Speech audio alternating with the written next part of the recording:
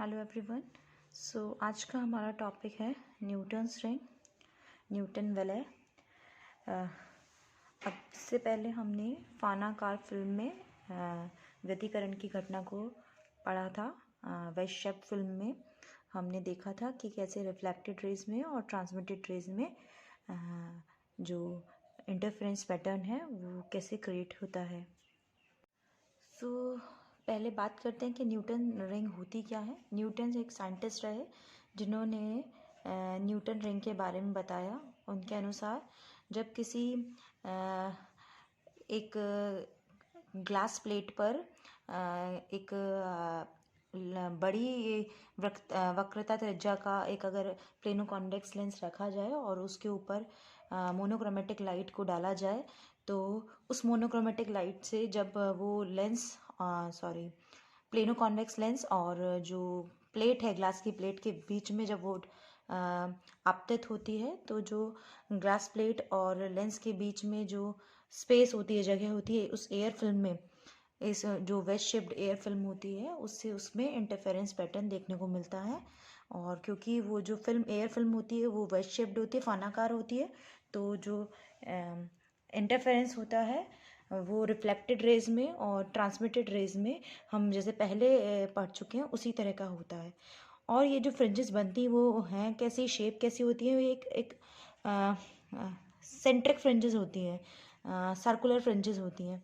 अगर बात करें कि न्यूटन्स रिंग है क्या, तो जब एक बड़ी वक्रता त्रिज्या के समतल अवतल लेंस को कांच की समतल प्लेट पर रखकर एक वर्णीय विस्तृत स्रोत से प्राप्त किरणों को एक दूसरी कांच की प्लेट की सहायता से अभिलंब डाला जाता है तो परावर्तित प्रकाश में व्यतिकरण के कारण संकेंद्रीय वृत्तीय फ्रिंजें प्राप्त होती हैं। इन्हें न्यूटन वलय कहते हैं। अगर हम सेटअप देखना चाहें तो सेटअप कुछ इस तरह का होता है। एक हमारी ग्लास प्लेट है PQ। इसके ऊपर हमने एक L प्लेनो कॉन्वेक्स लेंस रखा हुआ है जिसकी की रेडियस ऑफ कर्वेचर बहुत ज़्यादा है, ठीक है।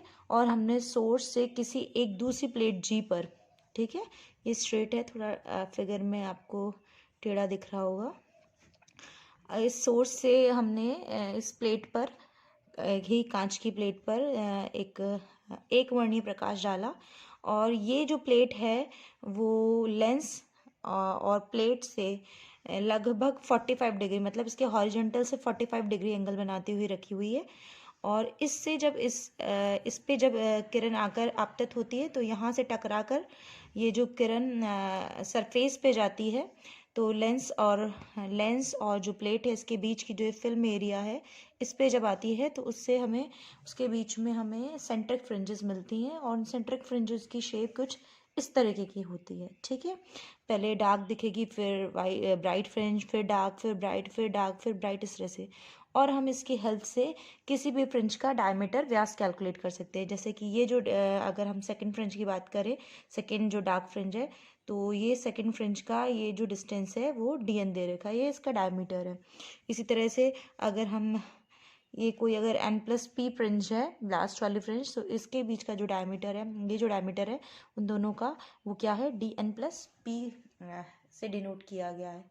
नाउ नेक्स्ट, न्यूटन रिंग की जो जब बनती हैं तो उनमें जो रिफ्लेक्टेड रेज हैं उसमें अगर हम इंटरफेरेंस देखें रिफ्लेक्टेड रेज में तो क्या तरीका है कि रिफ्लेक्टेड रेज के बीच में पाथ डिफरेंस को कैलकुलेट कर लिया जाए, पथांतर निकाल लिया जाए। तो मान लीजिए कोई ग्लास प्लेट है, ये लेंस है और इस पर ये S सोर्स से लाइट आ रही है और ये पोर्शन R1 और R2 जो रेज हैं वो रिफ्लेक्टेड रेज हैं। तो इन दोनों के बीच में पाथ डिफरेंस कैलकुलेट करना चाहिए हमें, जिससे कि हमें इनके बीच में रिफ्लेक्टेड रेज के बीच में इंटरफेरेंस पैटर्न पता चल जाए।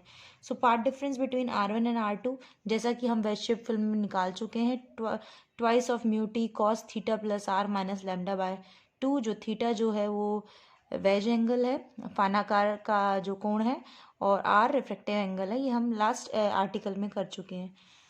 Now this condition hold good only when angle of wedge theta and angle of reflection are negligibly small. ये कंडीशन तभी सेटिस्फाई होगी, तभी होल्ड करेगी, जबकि ये जो एंगल है थीटा प्लस R बहुत स्मॉल होना चाहिए।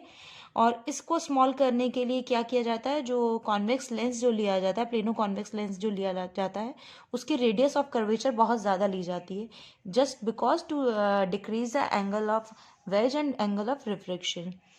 So this angle of wedge is made small by taking a convex lens of very large radius of curvature, and this incident ray is normal. Then इससे क्या होगा, जो cos theta plus are है वो nearly equal to 1 हो जाएगा, इतना minimum हो जाएगा तो नियरली इक्वल टू 1 हो जाएगा। और इससे हम जो हमारा इफेक्टिव पार्ट डिफरेंस रहेगा वो कितना हो जाएगा, ट्वाइस म्यू टी, क्योंकि cos थीटा प्लस आर तो नियरली इक्वल टू 1 है, तो twice mu t minus lambda by 2। इसको हमने इक्वेशन 1 डाल लिया है। नाउ फॉर कंस्ट्रक्टिव इंटरफेरेंस, समपोषी व्यतिकरण के लिए या चमकीली फ्रिंजें प्राप्त करने के लिए कंडीशन क्या होती है कि पथांतर एन लैम्डा के इक्विवेलेंट होना चाहिए। सो ये हमारा आया twice mu t minus lambda by 2 is equal to n lambda. अगर हम nth फ्रिंज की बात कर रहे हैं तो टी को हम क्या लिख दें, टी एन से डिनोट कर दें, twice mu t n minus lambda by 2 is equal to n lambda, twice mu t n is equal to n lambda, इधर हम लेमडा बाई 2 ले गए, तो ये कंडीशन जब हम इक्वेशन शफल करेंगे तो कुछ इस तरह से हो जाएगी 2n plus 1 lambda by 2। Here t n is the thickness of the film corresponding to nth bright fringe. तो यहाँ जो टी एन है वो फिल्म की थिकनेस है, मोटाई है nth फ्रिंज के करस्पॉन्डिंग। तो इससे हमारा टी एन कितना निकल जाएगा, t n is equal to 2n plus 1 lambda over 4 mu. ये हमारी इक्वेशन सेकेंड हो गई। नाउ अगर हम डिस्ट्रक्टिव इंटरफेरेंस की बात करें या विनाशी व्यतिकरण की बात करें या अदीप्त फ्रिंजे की बात करें, तो उसके लिए जो कंडीशन होती है क्या है कि पार्ट डिफरेंस हमारा 2n plus 1 plus minus 1 lambda by 2 के इक्वलेंट होना चाहिए। इससे जो हमारी कंडीशन आएगी वो आएगी 2 mu t n is equal to n plus 1 lambda, और या 2 mu t n is equal to n lambda. तो इससे जो टी एन की वैल्यू क्या आ जाएगी, t n is equal to n lambda over 2 mu. ठीक है, ये हमारी इक्वेशन थर्ड हो गई। इक्वेशन सेकेंड और इक्वेशन थर्ड की हेल्प से जो हमें है थिकनेस मिल जाएगी ब्राइट फ्रिंज की और डार्क फ्रिंज की। ना कैसे हम किसी भी न्यूटन रिंग का व्यास डार्क अदीप्त व चमकीली जो फ्रिंजें हैं उनका हम कैसे व्यास कैलकुलेट कर सकते हैं। तो next topic is diameter of dark and bright fringes. हमें पता है कि सेंट्रिक फ्रिंजेस बनती हैं, ठीक है, और इस फिगर से हम देख सकते हैं कि अगर ये हमारी प्लेट है और ये सेंट्रिक फ्रिंजेस बन रही हैं, तो ये हमारा जो सेंटर है वो ओ है, और उसका जो सेंटर ओ है वो सेम रेडियस आर से सेम रेडियस आर पर है सब जगह। तो अगर हम दोनों प्लेट्स दोनों साइड्स पे देखें, अगर इस ट्रायंगल की बात करें तो यहाँ अगर ये सी पॉइंट पर है, सी पॉइंट कंसीडर करें और इस ट्रायंगल में चले हम ओ सी बी में, तो हम इस फिगर से हम ये इस फिगर की ज्योमेट्री से ये लिख सकते हैं कि B C square is equal to, ये square B C square is equal to O C square minus O B square. ठीक है, क्योंकि ओ सी स्क्वायर क्या है, आपका हाइपोटेनस है, तो hypotenuse square is equal to base का स्क्वायर प्लस परपेंडिकुलर का स्क्वायर। यहाँ हम बी सी स्क्वायर निकाल रहे हैं तो O C square minus O B square कर देंगे। O C square as you know, O C square क्या है, आर है, कैपिटल आर है, और जो बी सी है, बी सी जो है वो जो फ्रिंज बन रही हैं उस एनथ फ्रिंज की बात कर रहे हैं, आर एन के इक्विवेलेंट है। तो यहाँ से हमारा बी सी क्या हो गया, r n square O C r square minus O B को हमने लिख रखा है कि ओ बी जो हमारा है वो हो सकता है ओ ई माइनस बी ई। ठीक है, ये जो ओ बी है इसको हम लिख सकते हैं ओ ई माइनस बी, अगर ये डिस्टेंस निकालते हैं तो उससे हमें ओ बी निकल जाएगा। एंड ओ ई अगेन जो है ओ ई क्या है, वो आर के बराबर है, क्योंकि सेम उसका है सेम रेडियस पे है आर, ये भी आर होगा, यहाँ भी आर होगा। ठीक है, तो ओ ई हमारा आर हो गया, और बी जो है हमारी वो थिकनेस है फिल्म की, ठीक है, जो कि टी एन है। तो r square minus O E r minus t n का होल स्क्वायर, जब इसको ओपन करेंगे तो हमारा आर स्क्वायर से आर स्क्वायर कैंसिल हो जाएगा, हमारा बचेगा twice r t n minus t n square. ठीक है, और in terms of t n जो स्क्वायर है वो बहुत स्मॉल है, तो इस टर्म को नेग्लेक्ट करेंगे और इससे हमारा इक्वेशन हो जाएगा r n square is equal nearly equal to twice of r t n, और यहाँ से जो हमें रेडियस ऑफ एनथ फ्रिंज निकल जाएगी under root 2 r t n, और जो रेडियस अगर ये है तो डायमीटर इसका डबल हो जाएगा, तो डी एन क्या हो जाएगा 2 under root 2 r t n, और अगर 2 को अंदर ले जाएं तो that is 4 into 2 8 r t n के इक्विवेलेंट हो जाएगा। ये हमारी एनथ फ्रिंज का डायमीटर कैलकुलेट हुआ। नाउ अगर हम डार्क फ्रिंज और ब्राइट फ्रिंजेस के लिए डायमीटर कैलकुलेट करें तो for dark fringes two mu t n is equal to n lambda, t n is equal to n lambda over twice of mu, ये calculate कर चुके थे। अगर डी एन यहाँ से लिखना चाहें तो डी एन है 8 आर टी एन की वैल्यू हम यहाँ से पुट कर लेंगे, n lambda twice of mu, ये हमारा आ जाएगा D n is equal to √4 n lambda are over mu. Equation 5 shows diameter is directly proportional to √n if film is of air that is mu is equal to 1। अगर ये जो film जो हमारी बन रही है प्लेनो कॉन्वेक्स लेंस और plate के बीच में, अगर वो एयर फिल्म है तो एयर फिल्म के लिए जो अपवर्तनांक होता है, रिफ्रैक्टिव इंडेक्स होता है, वो म्यू इज इक्वल टू 1 होता है। उससे हमारा जो डायमीटर आएगा वो D n is equal to 4n lambda r हो जाएगा। नाउ अगर बात करें ब्राइट फ्रिंजेस के लिए तो टी एन जो हमारा कैलकुलेट किया था वो इतना था 2n + 1 लैम्डा ओवर 4 म्यू, और उससे हम डायमीटर निकालेंगे तो हमारा 8r, टी एन की जगह हम ये वैल्यू रख लेंगे और हमारा जो वैल्यू आएगी वो आएगी कुछ √2 × 2n + 1 lambda are over mu. और सेम अगर एयर फिल्म है तो म्यू इज इक्वल टू 1 और उस केस में हमारा डायमीटर कुछ इतना रह जाएगा। ये इक्वेशन हमने डालनी हमारी इक्वेशन 7th एंड 8th हो।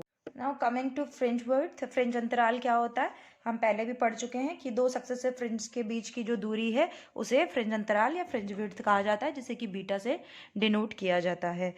तो फ्रिंज विड्थ हो गई बीटा इज इक्वल टू, अगर पोजीशन की अगर हम बात करें तो Rn + 1 - Rn इतना डिस्टेंस की, तो और Rn को अगर हम डायमीटर के फॉर्म में लिखें तो दैट इज 1/2 dn + 1 - dn। अब हम डार्क फ्रिंजेस के लिए और ब्राइट फ्रिंजेस के लिए dn और dn + 1 की वैल्यू बता सकते हैं। तो डार्क फ्रिंजेस के लिए dn है 4n lambda are over mu और n + 1 dn + 1 क्या हो जाएगा, n की जगह n + 1 पुट कर दें तो ये कुछ इतना आ जाएगा। इससे हमें बीटा डार्क जो मिल जाएगा वो कुछ इतना मिल जाएगा 1/2 √4n + 1 lambda are over mu minus √4n lambda are over mu. इससे बीटा डार्क की वैल्यू कुछ इस तरह की आ जाएगी, √ lambda are over mu common आ जाएगा, √n + 1 माइनस √n। सिमिलरली हम ब्राइट फ्रिंजेस के लिए भी कैलकुलेट कर सकते हैं, और ब्राइट फ्रिंजेस के लिए क्या कर दें, हाफ dn + 1 माइनस dn, और उसके लिए जो dn की वैल्यू है वो कुछ इस तरीके की है 1/2 √2 × 2n + 1 ओवर म्यू n + 1, क्योंकि ये था 2n + 1 और n की जगह n + 1 रख दे dn + 1 के लिए, minus √2 2n + 1 over mu lambda r. Same यहाँ से भी हम लैम्डा आर ओवर 2 म्यू बाहर ले लेंगे और ये अंदर हमारा रह जाएगा √2n + 3 minus √2n + 1। Now Newton's ring के एक्सपेरिमेंट से हम किसी भी लाइट की वेवलेंथ और उसका रिफ्रैक्टिव इंडेक्स दोनों ही कैलकुलेट कर सकते हैं। तो determination of wavelength of light by Newton's ring experiment, Newton वलय द्वारा प्रकाश की तरंग दैर्घ्य ज्ञात करना। तो late dn plus be the diameter of nth and n plus pth bright fringe. हम मान लेते हैं कि dn और dn plus p व्यास हैं nv फ्रिंज के और n plus p फ्रिंज के, ब्राइट फ्रिंज के। तो उसके लिए dn² की वैल्यू कितनी आ जाएगी, ये हम ब्राइट और डार्क फ्रिंजेस के लिए निकाल चुके हैं। तो dn हो गया 2 × 2n + 1 lambda are over mu, और n plus p क्या हो जाएगी, n की जगह हम n plus p पुट कर दें तो 2 × 2n + p + 1 lambda are over mu. ये हमारी 1 और 2 इक्वेशन हो गई। इसकी हेल्प से हम क्या लिख लेंगे, इनको स्क्वायर को माइनस करें तो d² n + p - dn। Equation second में से इक्वेशन फर्स्ट को माइनस करने पे ये हमारा 4p lambda are over mu आ जाएगा। इस इक्वेशन से अगर ये जो एयर फिल्म है तो म्यू इज इक्वल टू 1 होगा, और अगर ये म्यू इज इक्वल टू 1 होगा तो इक्वेशन हो जाएगी d² n + p - dn² is equal to 4p lambda r. यहाँ से हमारा लैम्डा कैलकुलेट हो जाएगा जो कि कुछ इतना आएगा, lambda is equal to d² n + p - dn² 4pr। ये हमारा वेवलेंथ हो जाएगा। ये जो है ये हम न्यूटन रिंग के एक्सपेरिमेंट से कैलकुलेट करते हैं।